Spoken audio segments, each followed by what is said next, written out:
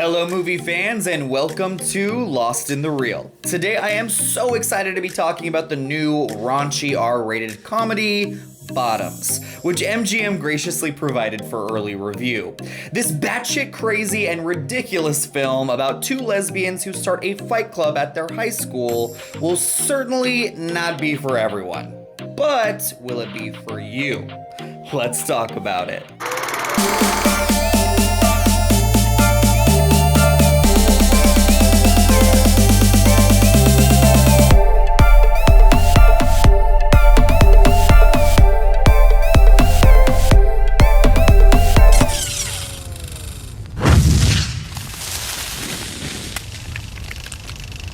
Bottoms follows Josie and PJ, two best friends and queer outcasts who are crushing on two of the most popular girls in school. After a run-in with their misogynistic football team, who are considered godlike to the rest of the student body, the girls decide to start an after-school fight club to impress their crushes and hopefully get laid. But what will happen when the rest of the club realizes that this camaraderie is not about empowerment, but really just a sleazy scheme ripped right from the pages of Superbad? Bottoms comes from second-time feature director and writer Emma Seligman, whose first film Shiva Baby was a critical and cult favorite just 3 years ago. Now, I was in the minority and I did not love Shiva Baby like everyone else seemed to, but I did recognize Seligman's keen eye for comedy, and that breakout star Rachel Sennett had a long career ahead of her in Hollywood. Sennett returns to star in Bottoms, as well as co-write the screenplay, and you can feel the young actress really coming into her own here. It has to be admitted though that not everything about this movie works, but I also feel like Bottom captures lightning in a bottle, because with any other creative team, this would have been an outright disaster. Luckily, Seligman and Sennett have just the right audacious vision to make it all make sense in some crazy way.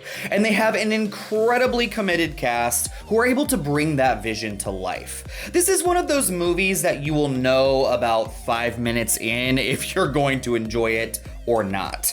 Bottoms is so zany, crude, and over the top. It exists in a realm that's firmly rooted in reality, yet everything about it feels like a fucked up fever dream. The comedy hits so hard sometimes that you will be rolling on the floor laughing, and then there are moments of humor that land with such a thud, you'll be shaking your head or rolling your eyes. But the thing about it is, Bottoms is always swinging for the fences, and that to me is just so refreshing. It takes an absurd amount of risky chances on its story beats, some of which pay off and some of which don't, but you can't help but cheer the film on in its earnestness. You also have to applaud our creative duo in really taking a well-worn formula and subgenre that's been done so many times before, the high school sex comedy, and completely turning it on its head. One of our leads, Rachel Sennett's PJ, is a horny, selfish, and at times totally unlikable character. She's almost the archetype of so many male leads that we've seen through the decades in comedies like this. But of course, there will be viewers who are utterly disgusted by her behavior because it's a girl acting this way. If you aren't so close-minded, you will see that PJ has a lot more to offer than just being a sex-crazed, female-obsessed teenager. Then there's the two love interests of the movie, played by Havana Rose Liu and Cindy Crawford's daughter, Kaya Gerber. These two characters could have been completely played out as the snobby, popular girls, but they end up being the most sympathetic and cunning characters of the bunch. There's Marshawn Lynch's Mr. G, who facilitates the fight club, whilst also battling his own demons on how he feels about women, attention in the face of a breakup. And finally, there's the MVP of the movie, Ayo Edebiri, who is having a great year from starring in The Bear, Black Mirror's Joan is Awful, and the upcoming Ninja Turtles movie. Edebiri is easily the funniest performer out of the bunch, and she's able to straddle the fine line between being endearing, but also extremely problematic. Senate and Edebiri together, however, equals comedy gold. These two have to team up again in the future, or I will be pissed. As I said before, Bottoms doesn't work completely. It starts off extremely quirky and bizarre, and then strays from that tone throughout the movie. Sometimes you might feel like you're getting whiplash from all of the tonal shifts, so you need to make sure your seatbelt is buckled for the roller coaster ahead. I also felt like Bottoms lost a whole lot of steam during the inevitable everything is falling apart and everyone is fighting with each other segment of the film. Luckily, the climax breathes new life into the flick with an outrageous, bloody, and bombastic finale that I will not soon forget.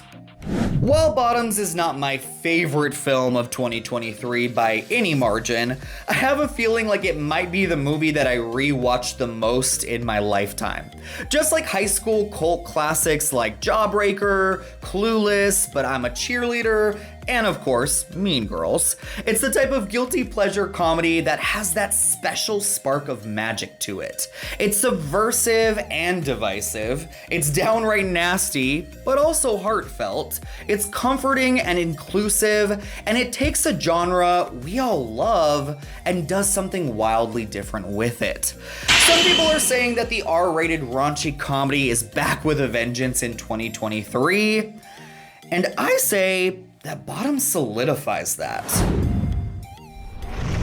Thank you so much for watching Lost in the Reel. What are your thoughts on Bottoms? What is your favorite guilty pleasure high school comedy? Sound off in the comment section down below, and make sure to check out Bottoms when it arrives in theaters on August 25th, 2023. Take care, guys.